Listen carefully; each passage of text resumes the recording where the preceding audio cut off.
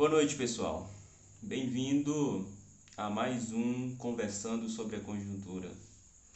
Eu me chamo Fábio Barros, sou professor, biólogo, pesquisador, cientista e estou abrindo esse espaço, como já tinha explicado no vídeo passado, para conversar um pouco com os meus amigos, com os militantes, com os estudantes nesse momento de quarentena da pandemia provocada pela Covid-19.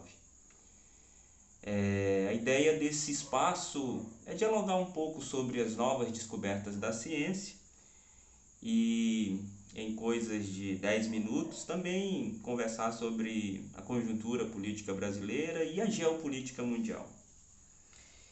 E tentar, no final do vídeo, trazer sempre palavras de esperança, porque os tempos em que nós vivemos são tempos difíceis. A conjuntura de hoje, ela traz alguns elementos que fazem algumas movimentações significativas na geopolítica mundial. Se a gente fosse traçar hoje na geopolítica alguma coisa com pelo menos algo próximo de uma certeza, é de que o mundo como nós conhecemos, ele não existe mais.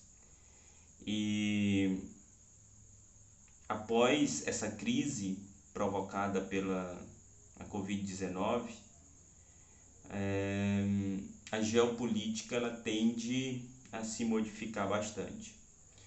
A China hoje desponta como a grande produtora de tecnologia em todos os níveis, mas principalmente exportando grande quantidade de tecnologia e de material para aspectos da saúde. Só para a gente ter uma ideia, o Brasil ele tem potencial científico gigantesco, inclusive, para produzir testes para identificar a Covid-19, tem capacidade para isso, né? Tem pessoas técnicas capacitadas para essa função, porém não tem os insumos de reagentes necessários para fazer esse processo produtivo.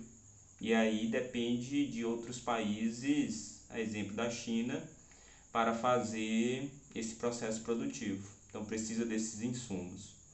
E o que nós estamos assistindo hoje, principalmente, o que nós assistimos foi os Estados Unidos dando uma de piratas do novo tempo, piratas modernos.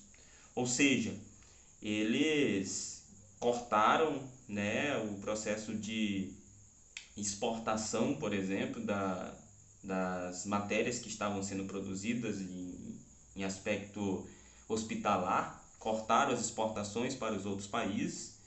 O Canadá se manifestou, né, lançou nota, outros países se manifestaram também. Mas o que chama mais atenção foi inclusive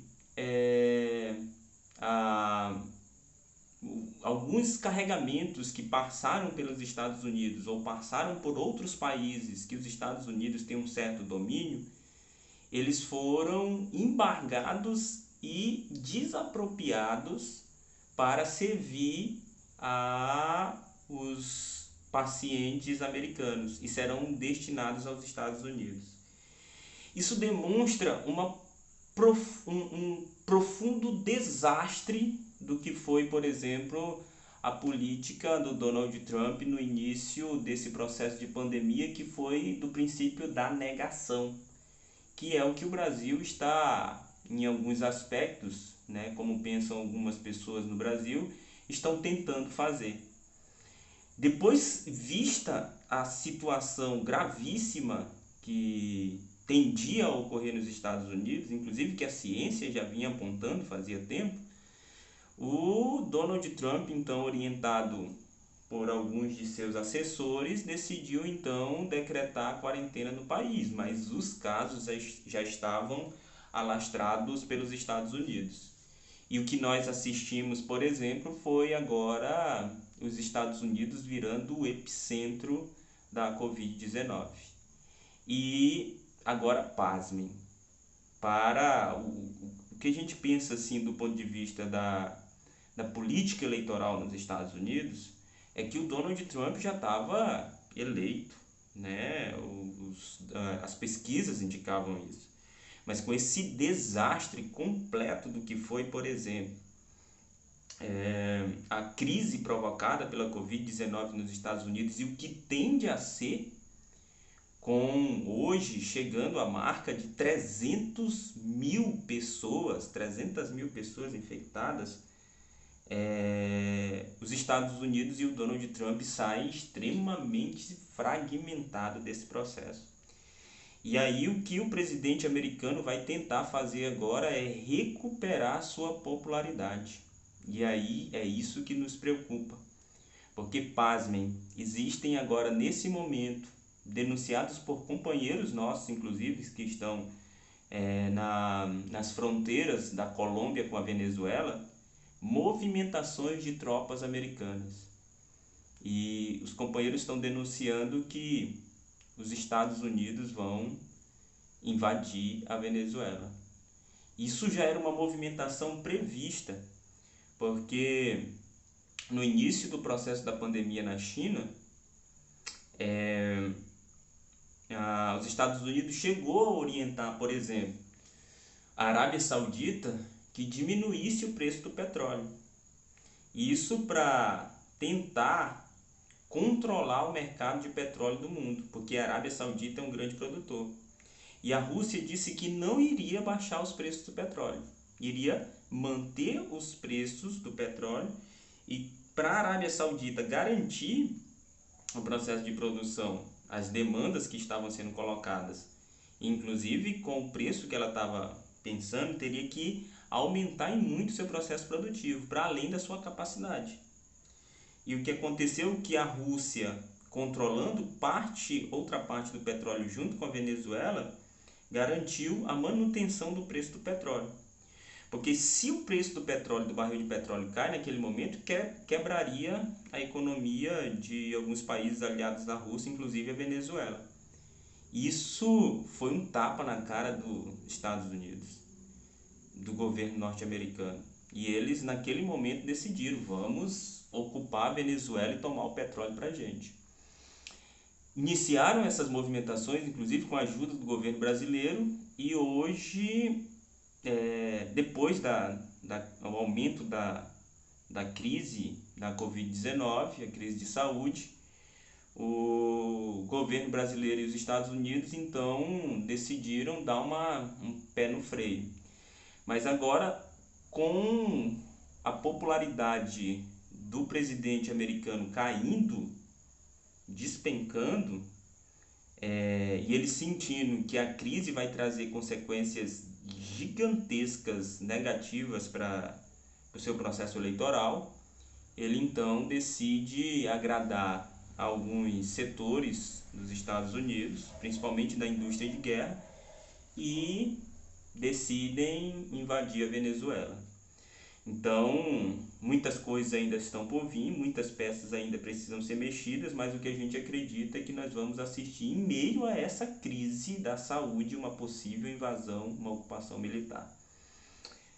Então, vivemos em tempos difíceis, mas sempre há a esperança de que nós, trabalhadores e pessoas que lutam por uma sociedade diferenciada, vamos estar unidos em solidariedade nesse processo de crise que nós vivenciamos. E foi bonito de ver esses dias agora na Itália os trabalhadores na janela cantando Bella Ciao. Agora saiu recentemente, voltou novamente a La Casa de Papel, né? Uma série muito boa, tá fazendo um sucesso estrondoso na Netflix, uma temporada melhor que a outra, e a série tem um quê de protesto contra esse modelo capitalista que prioriza o lucro em vez da vida. A música Bella Ciao, ela foi um processo de resistência e a série adota isso também. Ela inicialmente era cantada, é uma música popular italiana, ela era cantada pelos colhedores de arroz na Itália. Mas depois ela virou símbolo da luta de resistência contra o fascismo na década de 40, final da década de 40 ali, lutando contra Mussolini. Então, os soldados, bem como os trabalhadores unidos contra Mussolini, cantavam Bella Ciao, né, um símbolo de resistência ao fascismo. E foi bonito de ver a Itália cantando Bella Ciao.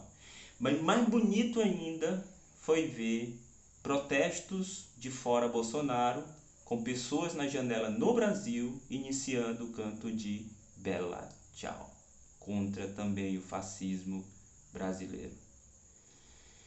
Sabendo de que há esperança entre os trabalhadores, sabendo de que há esperança para o povo brasileiro, e essa esperança só vem a partir de uma unidade nossa, que mesmo à distância a gente pode estar unidos numa corrente de força, de luta para construir uma sociedade melhor no futuro e que a gente saia dessa crise mais fortalecidos, a gente então se despede com esse exemplo de força e esperança, mas de resistência dos trabalhadores. Então, para nós hoje no Brasil, ficar em casa virou também um símbolo de resistência. Então, contra a Covid-19, contra as medidas que querem matar os trabalhadores, contra esse modelo capitalista que prioriza o lucro e em vez da vida, nós cantamos também Bella Ciao. Stamattina mi sono alzato, oh bella ciao, bella ciao, bella ciao, ciao, ciao. Stamattina mi sono alzato e ho trovato l'invaso, oh partigiano, portami via, oh bella ciao, bella ciao, bella ciao, ciao, ciao. Partigiano, portami via, che mi sento di morire. E se io muoio da partigiano, oh bella ciao, bella ciao, bella ciao, ciao, ciao. E se muoio da partigiano, tu mi devi seppellire e seppellire lassù in montagna, oh bella ciao.